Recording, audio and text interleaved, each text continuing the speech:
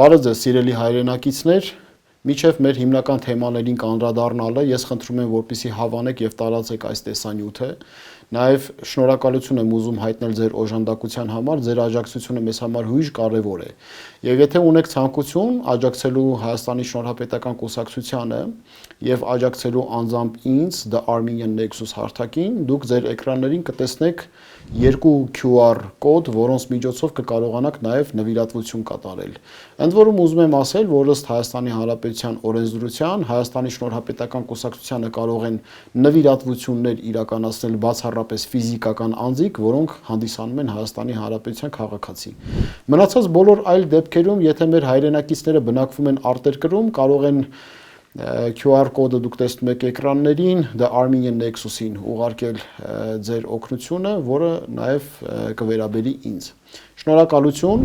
Հիմա ես կուզենամ անդրադառնալ մեր հիմնական թեմաներին, որոնք այս ընթացքում տեղ են գտնում լրատվական մեր բոլոր հարթակներում։ Ըստ էության ես դրանք համարում եմ, որ ներքաղաքական կեղծ օրակարգ, այնուամենայնիվ չանդրադառնալ չի լինում, որովհետև եթե մենք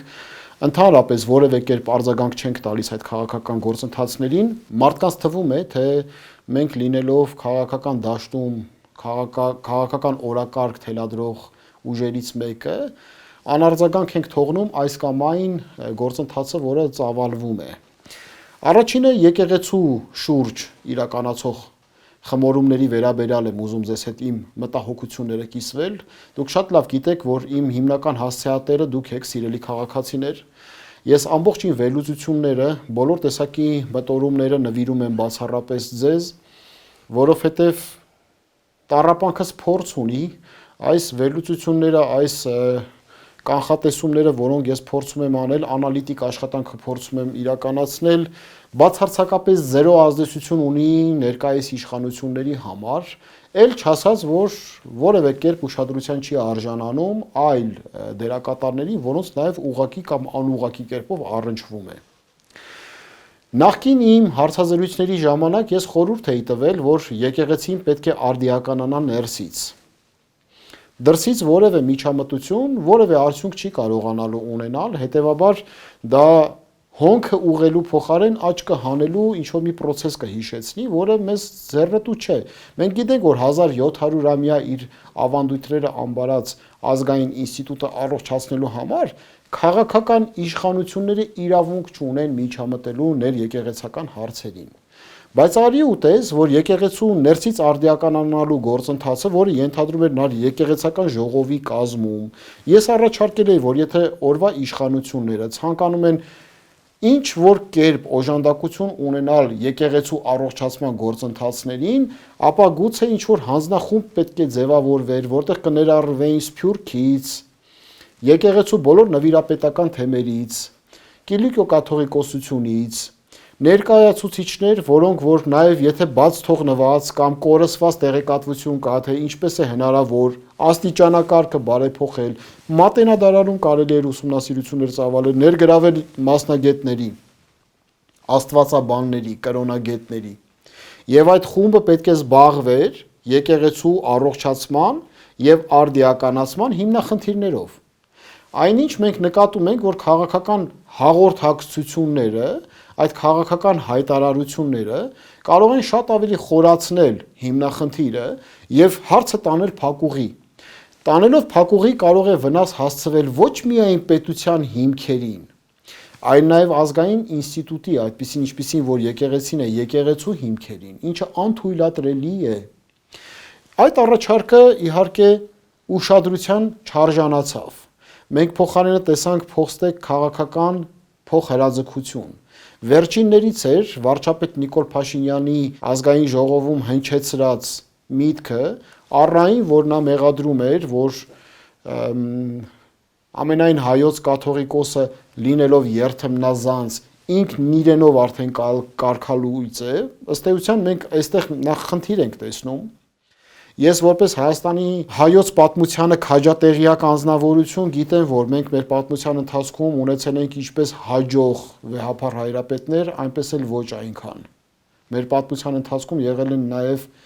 եկեղեցու այնպիսի առաջնորդներ, որոնք սև գիծ են, հետագիծ են թողել իրենցից հետո։ Բայց այս իրողությունները, որ ես տեսնում եմ, խիստ վտանգավոր եմ համարում, ընդ որում, եթե վեհապար հայրապետը օծված է որպես վեհապար հայրապետ, ինչ լեգիտիմ այլ մարմինով է նա կարգալույց համարվում։ Եթե միայն կուսակրոնության ուխտի խախտումն է այստեղ, արդյոք դա բավարար է, թե բավարար չէ։ Մասնագետներ չեն խոսել, որևէ մեկը այդպիսի ժողովներում իր կարծիքը չի արտահայտել եւ այլն։ Բայց եթե նման ժողովի վերջնական վճիռել կամ որոշումել չկա, ինչպես է քաղաքական վերնախավի առաջնորդը իր վրա պարտավորություն, պատասխանատվություն վերցնում, ստանձնելով այդ վճիռ կայացնող մարմնի դերակատարությունը վեհապարին համարելու կարգալույց։ Այստեղ խնդիրներ կան։ Ես շատ լավ գիտեմ, որ եկեղեցին ունի բազմաթիվ խնդիրներ։ Նաև ես քաջատեղյակ եմ, որ այժմյան վեհապար հայրապետը չի վայելում համաժողովրդականություն, եւ դա ակնհայտ է։ Ես հիշում եմ նաև տասնամյակներ առաջ այն խայտառակ տեսանյութը, երբ որ հայաստանյաց առաքելական Սուրբ եկեղեցու առաջնորդը վրաց պատրիարքի հետ ինչ զրույց էր ունենում եւ դա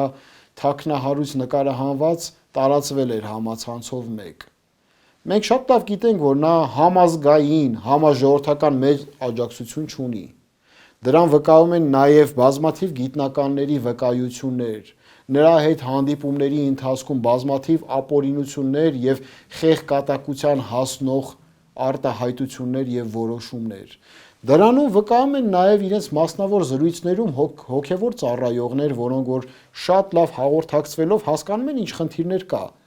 Ամենևին էլ ես չեմ ելնում այն հանգամանքից, որ զբաղեցնեմ ինչ-որ մեկի դիրքը, ամենայն հայոց կաթողիկոսի թե վարչապետ Փաշինյանի, երկուսն էլ իրենց տեղերում չեն պատասխանում հայ ժողովրդի ակնկալիքներին։ Ոչ վարչապետ Փաշինյանն է վարչապետի նման, ոչ ամենայն հայոց կաթողիկոս Գարեգին II-ն է կաթողիկոսի նման, որպես այդպիսին։ Ես որպես Հայաստանի Հանրապետության քաղաքացի եւ հայ ժողովրդի զավակ փորձում եմ ճիշտը հասկանալ եւ մեր ժողովրդի հետ երկխոսության մեջ մտնելու, հասկանանք այս իրավիճակում ինչ վնասներ եւ վտանգներ կարող են պարունակել, թաքնահարույց վտանգներ կարող են պարունակել։ Բանից պարզվում է, որ բացի այդ հայտարարությունը վարչապետ Փաշինյանը հստակ քաղաքական թիվ 1 ամբիոնը օգտագործելով ասաց, որ ամենայն հայոց կաթողիկոսի եղբայրը Ռուսաստանում թեմակալ առաջնորդ KGB-ի լրտես է։ Սա ծանրակշիռ մեղադրանք է։ Ինձ համար որպես հայ, որպես պետականամետ այր, որը որ աշխատում է հանուն Հայաստանի Հանրապետության։ Խնդրում եմ այստեղ չխառնեք հանկարծ Հայաստանի Հանրապետությունը օրվա իշխանությունների հետ։ Օրվա իշխանությունները անցողիկ են, Հայաստանի Հանրապետությունը հավիտենական։ Կարծում եմ, որ պետական դավաճանության մեջ մեղադրվող անհատի վերաբերյալ պետք է հարուցվի քրեական վարույթ։ Ոչ թե դա պետք է հայտարարություն հնչի, այլ պետք է հարուցվի քրեական վարույթ։ Այն հոգևորականներ, անգամ եթե վեհապար հայրապետի մակարդակով կասկած եւ ապացույց կա, որ նա օտար երկրյա պետության լրտես է, ապա քրեական վարույթ պետք է հարուցվի։ Հայաստանի Հանրապետության դեմ կատարված ցանկացած գործողություն պետք է քրեական արտահայտություն ունենա եւ պատժվի ամենաբարձրագույն պատիժով որպես պետական դավաճան։ Այն այրերը, որոնք որ օտարերկրյա լրտեսական ծառայություններ են մատուցում կամ սպասարկում են օտարերկրյա հատուկ ծառայությունների շահերը ի հեճուկս Հայաստանի Հանրապետության եւ հայ ժողովրդի շահերի, նրանց նկատմամբ Ինտերպոլով հետախուզում պետք է հայտարարվի։ Ոչ թե քաղաքական հայտարարություններ արվեն։ Նորմալ իրավիճակներում հետաքննություն կիրականացվեր եւ գործով զբաղվող պետական ներկայացուցիչը դա կարող է լինել նաեւ գլխավոր դատախազը մամուլի հաղորդագրություն տալով ծանոթեր հայ ժողովրդին, որ այդ կարևոր անձիկ եւ անհատները օտարերկրյա պետությունների հատուկ ծառայություններին լրտեսական ծառայություններ մատուցող են։ Դա խիստ վտանգավոր մեղադրանք է։ Եթե կան փաստեր, անհապաղ հետախուզում պետք է նրանց նկատմամբ հայտարարվի, իսկ այն անձիկ, որոնք գտնվում են Հայաստանի Հանրապետության, պետք է ենթարկվեն պատասխանատվության։ Մնացած բոլոր տարբերակները տանում են փակուղի միայն հայտարարություններով սահմանափակվել է եւ դա վկայակոչել է, որ ներկայիս հայաստանյաց առաքելական եկեղեցու վերադաս օղակները խնդիրներ ունեն, եթե պետության կողմից դա ապացուցված փաստ է, ապա պետք է քրեական վարույթներ, քրեական հետապնդման ենթարկվեն։ Ինչ վերաբերվում է եկեղեցու այսօրվա իրավիճակին, գիտեք, ես մռայլ կանխատեսումներ ունեմ, որ եթե շարունակվի այսպես ընթանալ, ապա մեզ սպառնում է հերթական փշրումը եկեղեցու։ Հերթական փշրումը, որտեղ արդեն առաջնայնության եւ լեգիտիմության քաշքշուկներ կլինեն նոր ձևավորվող իրողությունների եւ հին իրողությունների մեջ։ Այս խոսքս ես հղում եմ հայաստանյաց առաքելական եկեղեցու բարձրաստիճան հոգևորականներին։ Հարգելիներ, մենք պետք է հասկանանք, որ գործ ունենք 1700-ամյա ազգային եկեղեցու հետ։ Եթե մենք տեսնում ենք ոչ պատշաճ վարք ներկայիս քաղաքական իշխանությունների կողմից, այն հանգամանքում, որ համաժողովրդական աջակցություն չունի ամենայն հայոց կաթողիկոսը, եւ սա օբյեկտիվորեն է այդպես, որտեղ ամենայն հայոց կաթողիկոսի անցած ուղին եւ վարքը չի տրամադրել հայ ժողովրդին, որ նրանք ընկալեն նրան իբրև հոգևոր առաջնորդ, ապա եկեղեցին պետք է կամք դրսևորի ներսում փոփոխությունների գնալու։ Մենք կարող ենք դա ակնկալել բարձրաստիճան եկեղեցականներից, որ կանխակալ կերպով կասեցնենք եկեղեցու փշրումը, որն անխուսափելի է քաղաքական իշխանությունների մղած հակաեկեղեցական գործընթացներից, ինչքան էլ ուզում են ասեն, որ իրենք եկեղեցու դեմ չեն անում, կոնկրետ հոգևորականների դեմ է գործողություններ արվում, միևնույն է համակարգին է հարվածը հասցվելու։ Ամեն կերպ չի ուզում անդրադառնալ այս հարցին, որտեղ անկեղծորեն ես գտնում եմ, որ ներկայիս Հայաստանի Հանրապետության առջև ծառացած են բազմաթիվ խնդիրներ, որոնք շատ ավելի կարևոր են, քան այս իրողությունները։ Մենք ունենք անվտանգային հարց, մենք ունենք ինստիտուցիոնալ հարց, մենք ունենք կադրային հարց։ Փոխարենը պետություն եկեղեցի հակասությունների սերմանման եւ սնուցման մեջ կարևոր հիմնական հարցերը տուժելու են։ Նմանատիպ հարցերը ես համարում եմ շինծու քաղաքական օրակարգեր։ Ցավոք սրտի ներհայաստանյան իրողություններում ոչ միայն պետական կառավարման համակարգում ծառայողները եւ պետությունը որպես այդպիսին եւ ազգային ինստիտուտները, այլ նաեւ քաղհանդրության ներկայացուցիչները, գիտնականները, վերլուծաբանները, այդ թվում նաեւ լրատվական միջոցները սպասարկում են շինծու քաղաքական օրակարգեր, որոնք ծնված են ինչ շատ ավելի կարևոր հիմնախնդիրներ, այսօրական հիմնախնդիրներ ծածկադմփոցի ենթարկելու համար։ Ով գիտի այս եկեղեցական խմորումների մեջ ինչ կարևոր հարցեր են լուսանցքում մնում։ Ով գիտի։ Մենք ունենք անվտանգային հարց, ունենք տնտեսական հարց։ Եկեք տեսնենք ներկայիս իշխանության կառավարման ամբողջ ժամանակահատվածը։ Գների թանկացումից չեն կարողացել խուսափել։ Պաշտպանական անվտանգային հիմնախնդիրները ծայրաստիճան խորացած են։ Կադրային կառուցվածքային խնդիրները լուծված չեն։ Հիմա մենք, որպես քաղաքացի, տեսնում ենք, որ այդ ահռելի չափաբաժնով պետական հիմնախնդիրներով հանդերձ պետական կառավարման համակարգի ամբողջ զորությունը քաղաքական իշխանության վերնախավի դրդմամբ զբաղված է ազգային ինստիտուտի դեմ պայքարով, սա ես համարում եմ աբսուրդի ժանրից, որովհետև ես խորապես համոզված եմ, որ Նիկոլ Փաշինյանի կառավարությունը ոչ միայն այն կառավարությունը չէ, որը պետք է զբաղվի օժանդակելու եկեղեցիում տեղի ունեցող հիմնախնդիրները հանգուցալուծելու հարցով, այլ նաև իրավունք չունի զբաղվելու սահմանադրական բարեփոխումներով, որովհետև նրանց սահմանադրության բարեփոխումները եւ ներազգային հիմնախնդիրների, այսպես ասած, բարեփոխման համար շարժը վստահություն չի ներշնչում ոչ մեկիս մոտ։ Սրանք կարևոր հարցեր են, որ մենք պետք է ուշադրություն դարձնենք, հարգելիներ, եւ ըստ էության հասկանանք, որ ներքաղաքական դաշտում շպրտված են որպես օրակարգ երկու կարգախմբի հիմնախնդիրներ։ Առաջինը օրհասական, երկրորդը շինծու։ Եվ ասես այդ շինծու հարցերով փորձում են ստվերել օրհասական հիմնախնդիրները։ Այն հիմնախնդիրները, որը որ մեր թշնամին զորնիբուն աշխատելով միջազգային ասպարեզում փորձում է պատումների պատերազմ տեղավորել միջազգային հանրության գիտակցության մեջ որպես իր իրավունքների համար մղվող մարդ, այնինչ Նրանք ոչ թե սպասարկում են իրենց իրավունքները, այլ զորաշարժված են հայ ժողովրդի իրավունքները ոտնահարելու համատեքստում։ Սա կարևոր հարց էր, որ ես ուզում էի։ Ուղղակի ցավոք սրտի երկար ժամանակ լռել չստացվեց, համարելով ժամանակավրեպ պետություն եկեղեցականներ այս փոխհրաձգությունը, փորձում էի շրջանցել, բայց ժողովրդի կամքը անտեսել չստացվեց եւ քաղաքացիների խնդրանքով ես անդրադարձա այս հարցին։ Իրավիճակը չափազանց վտանգավոր է։ Այստեղ եթե մենք տեսնում ենք կարգալույց հոգևորականի կարգալույծության փաստը չընդունելու հանգամանքը պայմանավորվում է վեհապարի կերպարով, ապա նրա օծման կարգն էլ պետք է պայմանավորված լիներ նույն վեհապարի կարգավիճակով։ Մենք գիտենք, որ այս եկեղեցու բազմաթիվ հոգևորականներ օծվել եւ իրենց հոգևոր սաները ստացել են վեհապար հայրապետի օծմամբ,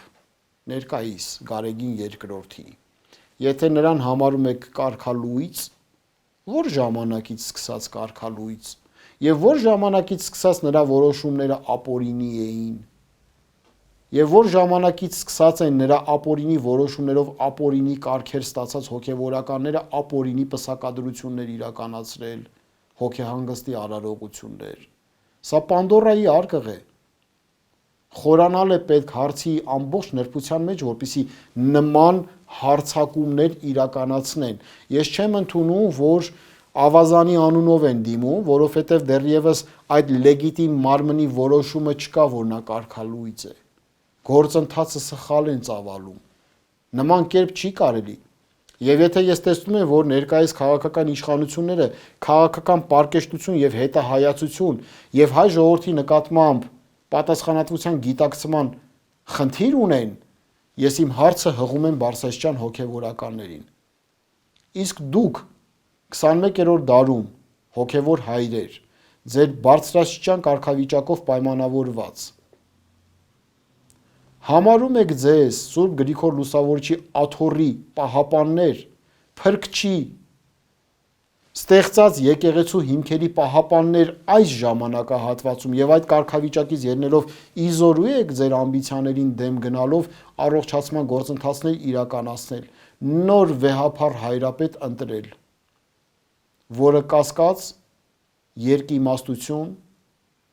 եւ այլ խմորումներ իր անվան հետ չի ունենա։ Եթե իզորու եք, իշխանությունների իրականացրած հարձակումը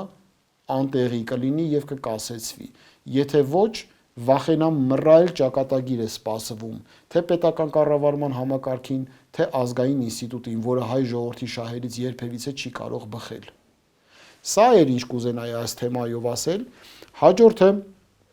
բացի եկեղեցին եւ պետական դավաճանության հիմնախնդիրը, որ ասում են, որ օտարերկրյա պետական լրտեսական ցանցին են ծառայում եւ քրեական հետապնդում չկա։ Իմ նախորդ հաղորդումների ժամանակ ես անդրադարձել էի նաեւ հավատարմության երթումի ինստիտուտին։ Մենք շատ լավ գիտենք, որ այդ հավատարմության երթումը ժողովուրդը դա գիտի որպես պրիսիագա անվանումով։ Տղամարդիկ են տալիս զինված ուժերում ծառայելուց։ Ընդ որում ուշադրություն դարձրեք։ Տեղական ինքնակառավարման մարմիններում եւ պետական պաշտոնատար անձանց շրջանում ով չի ծառայել բանակում, նա Հայաստանի Հանրապետությանը չի երթվել հավատարմության երթումով։ Սա սխալ պրակտիկա է, որ այդպես է ստացվել, բայց այդպես է դուրս գալիս, հարգելիներ։ Որտեւ փորձը ցույց է տալիս, որ զինված ուժերում ենք մենք երթվում Հայաստանի Հանրապետությանը անձնվիրաբար ծառայելու։ Եվ այս հանգամանքից ելնելով ես ձեր ուշադրությունը ուզում եմ բերել մի կարևորագույն հիմնախնդրի շուրջ, որ առաջարկս հետևյալն էր 16-ից 18 տարի լրացած անձինք, որոնք որ անձնագրային բաժանմունքներում պետք է անձնագիր ստանան, անձնագիրը ստանալիս պետք է երթվեն հավատարմության երթումով։ Պրիսիագան պետք է սարքել համազգային, եւ եթե մենք կարողանանք անձնագրային բաժանմունքներում այդ երթումի կարգը իրականացնել, 10 տարի հետո ամբողջ քաղաքացիական հանրույթը, որը քաղաքացիություն ունի Հայաստանի Հանրապետությանը, հավատարմության երթում տված անձանցով պայմանավորված կլինի։ Ընդ որում իմ առաջարկների մեջ մտնում է նաև այն հանգամանքը, որ մենք կարող ենք վերապահումով քաղաքացիություն շնորհել աշխարհի բոլոր հայերին, որոնք այդ կամքը եւ ցանկությունը դրսեւորում են։ Ինչ է նշանակում վերապահումով քաղաքացիություն։ Վերապահումով քաղաքացիություն, որ նրանք կոչված են լինելու քաղաքացու բոլոր իրավունքներով եւ պարտականություններով, բացառապես մեկի՝ պասիվ ընտրական իրավունքի։ Պասիվ ընտրական իրավունքը դա ընտրվելու իրավունքն է։ Ընտրվելու իրավունքից կարող են օգտվել միայն այն քաղաքացիները, որոնք վերջին 20 տարիների ընթացքում բնակվում են անընդմեջ Հայաստանի Հանրապետությունում։ Այս հանգամանքը եթե կարողանանք մենք իրականացնել, մենք կստանանք ոչ միայն դեմոգրաֆիայի աճի, ներգաղթով պայմանավորված աճի հիմնախնդիրը կհանգուցալուծենք, այլ նաև պետական երդման արարողակարգի հարցը կլուծենք, որտեղ կանայք եւ տղամարդիկ կերթվեն իրենց հայրենիքին։ Եվ որպես նախնական ձև երթման Հայաստանի Շնորհապետական Կուսակցությունը ունի նմանատիպ խոստում, որը ես կցանկանամ ընթերցել, որպեսզի դուք տեսնեք, թե ինչ ի նկատի ունեմ։ Եվ այսպես, ինչու խոստում, որտեղ մենք համարեցինք, որ երթումը, ինչպես Մաքիավելին էր ասում, պայմանագիր է Աստծո հետ, կուսակցության համար բավարար է խոստումը, որտեղ մենք խոստանում ենք մարդկանց առաջ, բայց երթվում ենք Աստծո առաջ վերցրած ստանձնած մեր պարտավորությունը։ Երթվել կարելի է պետությանը, երթվում են ընտանիք կազմելիս, երթվում են մասնագիտական երթումով իրենց մասնագիտական առաքելություն իրականացնելու, բայց կուսակցություն ներգրավելու համար խոստումն է բավարար։ Հիմա բայց պատկերացրեք նմանատիպ տեքստ մարդիկ ընթերցեն անձնագիր ստանալուց, բայց Հայաստանի Հանրապետությանը տրված արդեն ոչ թե խոստումով, այլ երթումով։ Ես ինքս իմ անձով կընթերցեմ այս տեքստը, այսպիսի թուղթ ունենք մենք, ձևանմուշը այսպիսին է, բոլոր կուսակցականները սա ամենակարևորագույն փաստաթուղթն է մեր, եւ հնչում է այսպես. Ես Գուրգեն Էդմոնի Սիմոնյանս, գիտակցելով Աստվածատուր ճշմարիտ խոսքի ուժն ու էությունը, բառի իմաստն ու նշանակությունը, սթափ մտայնությամբ եւ հոժարակամ խոստանում եմ անձնվիրաբար ծառայել Հայաստանի Հանրապետությանը, գերակա համարել ազգային շահը,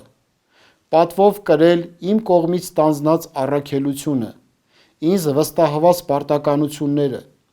անձիս շնորհված պետական կոչումներն ու պարգևները, հարգել եւ պաշտպանել Հայաստանի Հանրապետության ինքնիշխանությունը, տարածքային ամբողջականությունը, ազգային խորհրդանիշները,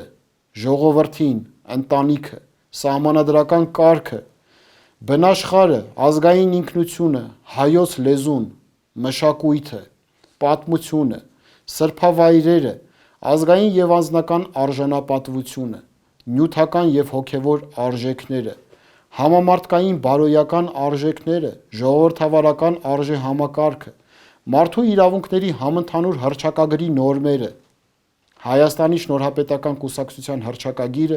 խորհրդանիշները, կանոնադրությունն ու ծրագիրը։ Արժևորել ծառայությամբ, բարիքի արարմամբ, ստեղծարարությամբ, փոխօգնությամբ եւ բարերարությամբ ամբողջացող բովանդակ կյանքը։ Լինել արժանապատիվ, ողջախոհ, արդար, խիզախ, ճշտապահ, խոհեմ, հավասարակշիռ, հարեհաս, պարկեշտ, պատասխանատու, հաշվենկատ, բարեկիրթ, վճռական եւ աշխատասեր, անընդհատ սովորել, ինքնակրթվել եւ հմտանալ, դառնալ վարպետ, փայլուն մասնագետ իմ նախընտրած գործում, փոխանցել եւ ծառայեցնել իմ գիտելիքները եւ հմտությունները Հայաստանի Հանրապետության եւ համայն հայության բարօրության, զարգացման եւ հզորացման համար, ինչպես նաև Հայաստանի Շնորհապետական Կուսակցության քաղաքականության կյանքի կոչման համար։ Սա խոստումի տեքստ է, որը կարելի է դարձնել երթում համանման բովանդակությամբ, համապարտադիր խոսք հնչեցնեն մարդիկ անձնագիր ստանալիս։ Եվ այդ պարագայում, եթե բացահայտվեց, որ ինչ-որ մի քաղաքացի օտարերկրյա լրտեսական ծառայություններին օժանդակել է, սպասարկելով օտարերկրյա պետության շահերը ի հեճուկս Հայաստանի Հանրապետության ազգային շահերի, այդ քաղաքացուն արդեն կարելի է կանչել պատասխանատվության որպես պետական դավաճան։ Ինչու՞։ որտեվ նա երդվել էր հավատարմության երդումով, երդումը դրժել է, հետևաբար դավաճան է։ Եվ այստեղ է շանգլուխը թաղված, երբ որ արարքի եւ դավաճանության միջև կապը խզված է։ Այդ անձնավորության հայրենիքը գուցե Ռուսաստանն է, գուցե նա ծառայում է իր հայրենիքին, այդ դեպքում նրան պետք է դատել ոչ թե դավաճանի, այլ թշնամու, ոչ թե դավաճանի, այլ թշնամու։ Խնդիրներ են, որ այս կոնցեպտուալ հարցերը Հայաստանի Հանրապետությունում լուծում չեն ստանում, մասնագիտական հանրույթների չզբաղվելու պատճառով, փոխարենը քաղաքական հայտարարություններ են հնչում երկրի թիվ 1 պաշտոնատար անձի կողմից թիվ 1 քաղաքական ամբիոնը օգտագործելով։ Հարգելի ժողովուրդ, ես մեծ խնդիրներ եմ տեսնում այս պրոցեսների մեջ։ Եվ եթե ողջախոհությունը չհաղթեց, ապա տանուլ ենք տալու բոլորս։ Եվ վերջում ուզում եմ անդրադառնալ մոտ ժամանակներս Վաղարշապատում տեղի ունենալիք համայնքային ընտրություններին։ Իմ պարտքը համարելով զեկույց ներկայացնելու Վաղարշապատ խոշորացրած համայնքի մեր քաղաքացիներին ի պատասխան նրանց հարցումներին, թե ինչու Հայաստանի Շնորհապետական կուսակցությունը ձեռնպահ մնաց քաղաքական պրոցեսում մասնակցություն ունենալուց։ Մեզ համար կա մի սկզբունք։ Մենք մերժել ենք նախկին քաղաքական համակարգը։ Իմ կողմից նախապես հնչեցրած 4 գլխանի վիշապին, 3 նախագահներին եւ ներկայիս վարչապետին։ Մենք երբևիցե ոչ մի պարագայում չենք համագործակցի նրանցից որևէ մեկի հետ, միայն թե ինչ որ մեկը նրանցից չլինի, որտեղ նրանց հետ ինչ որ մեկի հետ համագործակցելով մենք անուղղակի համագործակցել ենք բոլոր մնացյալի հետ։ Նրանք նույն համակարգի, նույն հրեշի անբաժանելի մասերն են։ Եվ որպես վառ օրինակ, Վաղարշապատում մենք փորձեցինք հայտնաբերել Վաղարշապատ խոշորացված համայնքում երևելի անձանց, որոնք որ փոքրի շատ է մաքուր հետագիծ ունեն։ Մեկը դիմել էր մեզ, ինչ պայմաններով չկարողացանք համաձայնության գանք, որտեղ մենք նորաստեղծ կուսակցություն ենք, մեզ երաշխիքներ են պետք։ Մեզ պետք են երաշխիքներ, մեկին սատարենք, հաղթենք, համաժողովրդական վստահության քվե վաստակենք։ Ինչպես ենք վերահսկողություն կարողանալու տարածել այդ անձի նկատմամբ, եթե երաշխիքներ չի տրամադրվելու մեզ, որ կարողանանք մեր ծրագրերը իրականացնել Վաղարշապատ համայնքում, որոնք որ բազմաթիվ են, սարսափելի շատ, եւ այդ անձնավորությունը չի ուրանա իր կողմից տրված հարցերը, առավել եւս որ այդ անձնավորությունը չենք ճանաչել նախկինում։ Երկու այլ իրավիճակներում առաջինում թվացial համաձայնություն տեղի ունեցավ, բայց այդ անձը վերադարձավ Էջմիածին իր ընկերական միջավայրի հետ հանդիպումների, շփումների ընթացքում գուցե եւ ընկերները խնդրեցին, ասեցին՝ մի առաջադրվի, որ մեր պլանը չխաթարես։ Իսկ հիմա պլանի գլխավոր զարհուրելի հանգամանքը ձեզ համար, սիրելի Վաղարշապատցիներ։ Պլանը հետևյալն է. ընդդիմադիր դաշտում գործող բոլոր գույնի տեսակի անձիկ միտված են համախմբվելու ի հեճուկս այն հանգամանքի, որ հանկարծ քաղաքացիական պայմանագիրը չհաղթի Էջմիածնում։ Ինձ համար սա խնդիր է, որտեվ ես ինչպես շահագրգռված եմ, որ քաղաքացիական պայմանագիր կուսակցությունը չհաղթի, այնպես էլ շահագրգռված եմ, որ Ռոբերտ Քոչարյանի, Սերժ Սարգսյանի, Մանվել Գրիգորյանի եւ մնացած այլ կլանների, որոնք որ այնտեղ կան, ու մարդիկ էլ կան, որ բարոյականության հետ կապված խնդիր ունեն, փորձում են մեզ կապել նրանց հետ, ինչքան պետք է անբարո լինեն։ Եթե Գուրգեն Սիմոնյանը կամ Շնորհապետական կուսակցությունը իրենց նման փողի մեռած լիներ, մենք քաղաքականություն չէինք մտնի դրա համար։ Ավելի կարճ ճանապարհներ կային։ Ինչևից է։ Հիմա նրանք որոշել են ստեղծել մի հանրույթ, որ հակոտնյա գնան մեկ այլ ուժի, որը ըստ էության նույնն են, ոչինչով իրարից տարբերվող չեն։ Մենք մերժեցինք այդ հանգամանքը։ Մենք ասացինք, որ հաղթանակի պարագայում կամ ավաքանի մուտք գործելու պարագայում Հայաստանի Շնորհապետական Կուսակցությունը չի միանա որևէ մեկին։ Եթե դուք ցանկանում եք փոփոխություն, դուք սատարեք Շնորհապետական Կուսակցությանը որպես միակ այլընտրանքային ուժի։ Ինչին ի պատասխան այդ հարգելի պարոնները մերժեցին։ Հիմա էջմիածինցիները օրինաչափ հարց կտան, պարոն Սիմոնյան, այդ դեպքում ում ընտրենք։ Ընտրեք այն անձնավորությանը, որը կխոստանա ձեզ պատասխանատու կերպով, որ չի միանա որևէ մեկին։ Ես եթե Վաղարշապատ համայնքի բնակիչ լինեի, այդ սկզբունքով կշարժվեի, եթե ինքս ալտերնատիվա չստացվեց ներկայացնեմ։ Վախը կերել է քաղաքը։ Մի մասը վախեցած են, մյուս մասն էլ չեն փորձում երևալ կամ մտածում են, որ ինչ պարագամ դա իրենց չի առնչվում, փորձեն շրջանցել եւ այլն։ Ոչինչ։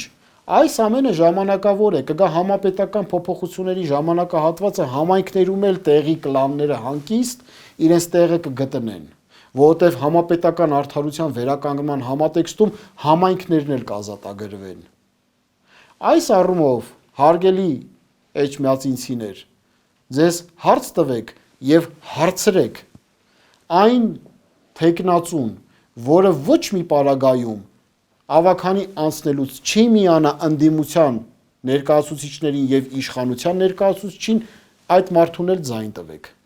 Եվ եթե այդպիսի մարդու գտնեք եւ ձայն կտակ, Հայաստանի Շնորհապետական Կուսակցությունը կկանգնի նրա կողքը, որ ձեր Վաղարշապատը եւ մեր Վաղարշապատը ավելի լավ քաղաք դառնա, քան մենք տեսնում ենք այսօր, ավելի, որտեղ դուք արժանի եք ավելի լավ քաղաքում բնակվեք, ավելի լավ էկոլոգիական պայմաններում, ավելի բարեկարգ շենք շինություններում, որտեղ կան այգիներ, չկան թափառող կենդանիներ, ծառա շատ Վաղարշապատ համայնքում, որտեղ ջրի խնդիրը լուծված է, աշխատատեղերի խնդիրը լուծված են։ Սա էլ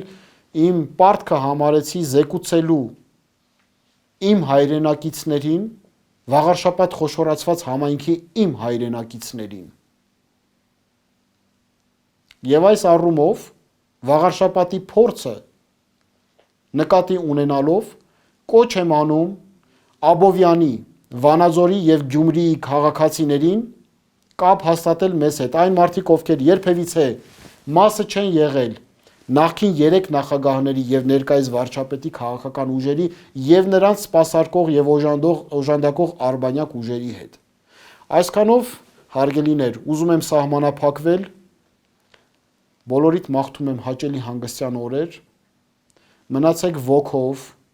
ամեն ինչ լավ է լինելու, արդարությունը հաղթահարելու է ի վերջո չարիքին, եւ մենք բոլորով մեր աշխատանքի միջոցով շենացնելու ենք մեր հայրենիքը, որովհետև գործը ծնում է ուժ, ուժը ծնելու է իրավունք, այլ բանաձև չկա, ամենայն բարին ձեզ։